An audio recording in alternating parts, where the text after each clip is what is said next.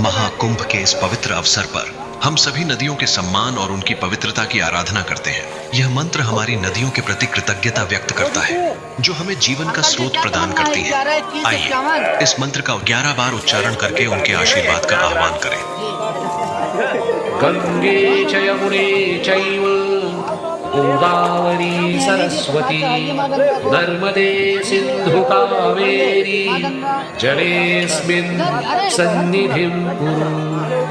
गंगे च यमुने चैव गोदावरी सरस्वती नर्मदे सिंधु कावेरी जलेऽस्मिन् सन्निधिं कुरु। गंगे च यमुने चैव गोदावरी सरस्वती नर्मदे सिंधु कावेरी